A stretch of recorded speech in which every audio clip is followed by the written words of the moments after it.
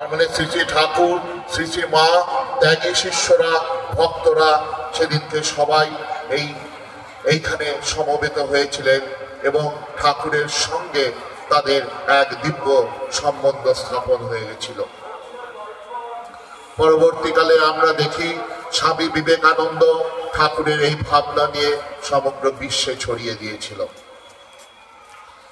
তাই আমরা আজকে যারা এখানে একত্রিত হয়েছি, আমরা ঠাকুরকে দিয়ে ভাবতে চাইছি সারা বিশ্বে, পৃথিবীতে যখন এখন দিনে দিনে শ্রী রামকৃষ্ণের ভাবের দিকে মানুষের আগ্রহ বাড়ছে, তত আমরা যারা দক্ষিণেশ্বরে আজকে এখানে সমবেত হতে পারছি এই দিব্য ভূমিখণ্ডে, আমরা যদি শ্রী শ্রী ঠাকুরের কিছু ভাব নিয়ে যেতে পারি, তাহলেই আমাদের এই মানব জীবনের যে প্রাসঙ্গিকতা সেটি ঠিকভাবে সম্পন্ন হবে।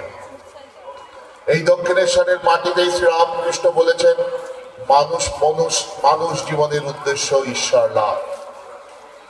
তাই আমাদের প্রত্যেকটি কর্মে, প্রত্যেকটি ভাবনায়, প্রত্যেকটি চিন্তায় আমরা যদি আমাদের সেই অন্তরের দিব্য ভাবকে জাগরিত করার দিকে এগিয়ে যেতে পারি, তবেই আমাদের এই ধরাধামে আসা সার্থক হবে।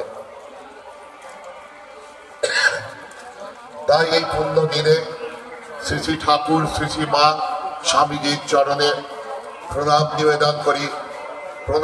নিবেদন করি। এই সেদিন এই বাসস্থানের যিনি প্রধান কাণ্ডারী ছিলেন শ্রী যদুলাল মল্লিক, যাকে কেন্দ্র করে ঠাকুর বারবার এখানে এই বাড়িতে এসেছেন। এই বাড়ি শ্রী শ্রী ঠাকুরের পদধন্য, তার পাদস্পর্শ এই এই জায়গাটি পবিত্র হয়ে রয়েছে। শুধু এইখানে নয়, আমরা জানি যদুলাল মল্লিকের কলকাতার বাড়িতেও ঠাকুর অনেকবার গেছেন। তাহলে আমরা জানি ভক্তের ডাকে ভগবান সব সময় সাড়া দেন। তাই যেন ভক্তের জন্যই আজকে যদুলাল মল্লিক হয়তো ইতিহাসের পাতায় মুছে যেত, কিন্তু তার ভগবানের প্রতি তার এই যে শ্রদ্ধা, এই যে তার আত্মনিবেদন, তাই ভগবানও তাকে জগতের কাছে অবিনশ্বর করে দিলেন।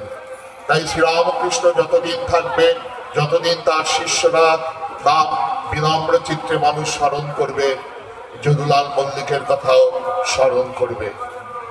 তাই আসুন আমরা এই পুণ্য দিনে মায়ের কাছে, ঠাকুরের কাছে প্রার্থনা করি, প্রভু তুমি যেমন বলেছ এই মনুষ্য জীবনের উদ্দেশ্য ঈশ্বর লাভ, আমরা যেন আমাদের সীমিত সামর্থ্য নিয়ে আমরা সেই দিকে এগিয়ে যেতে পারি। তুমি আমাদের আশীর্বাদ করো যেন আমরা তোমার সেই কথা মেনে জীবন ওই দিকে চালিত করতে পারি। এই বলে ঠাকুর, মা, স্বামীজি, মা ভবতারিণীর চরণে প্রণাম জানিয়ে আমি আমার ক্ষুদ্র বক্তব্য এখানেই সম্পন্ন করলাম। নমস্কার। আগামী বছরে সবাই ভালো থাকুন। এখানে রামকৃষ্ণ মঠ হয়েছে, এখানে অবশ্যই সবাই আসবেন। এই বলে আমি রাখছি।